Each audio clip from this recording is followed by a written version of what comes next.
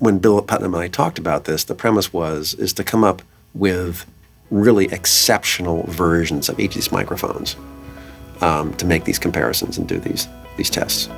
And so that's what we did.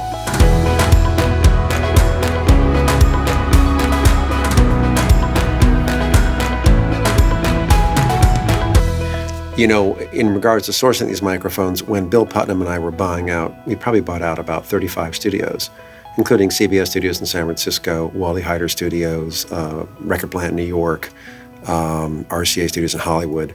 Before I bought the original United Western Studios, there was a time when a lot of studios were just buying new product, and they just wanted to get rid of all the tube stuff with the power supplies and all that stuff. It's a big hassle. It was a hassle.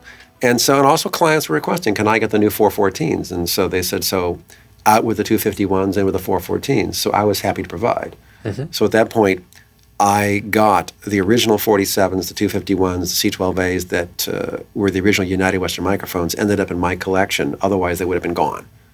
So eventually, when I took over those studios, I had all the mics that Sinatra used and Bing Crosby and Dean Martin used. I had all those microphones. So they never were lost. They stayed in place. In a lot of studios, even in the Capitol days, Capitol had a phenomenal collection of microphones that just disappeared because, there's just times changed and people were concerned that they needed the newer product and... maybe some just walked? I would not be the least bit surprised. Yeah.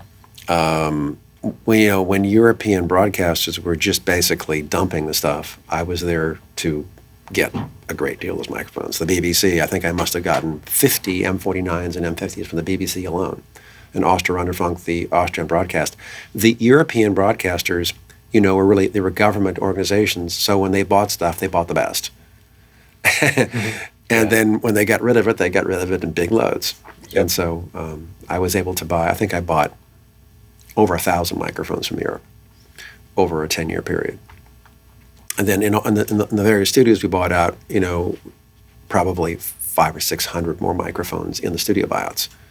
And so over a period of time, I got a fairly vast collection, but I would go through with my electrostatic headphones and I'd sit and I'd listen to every single pair, all the microphones and all the groups, make comparisons, and pick the ones I thought were the best. Do you feel like you had a certain style of sound or certain quality that you liked? Well, certainly a portion that has to come into play because as an engineer, producer, musician, I am looking for a certain thing. But I always had that concept. I love things that sound bigger than life. Mm-hmm. I like it to sound as exciting as possible. And so, not to say that, there's some microphones, you might get one that has a kind of a nasty peak at a certain frequency that isn't something you're looking for, which I didn't like. Because I tend to like things that sound musical and pleasant.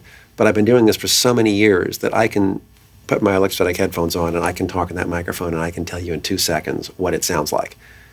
I don't have to hear it on 10 different instruments to know what it sounds like. Mm-hmm. And I always have reference point to compare to. So here's M49 number 2. I like this one. And I'll put that up and I'll have 6, 7 microphones and I'll compare them all.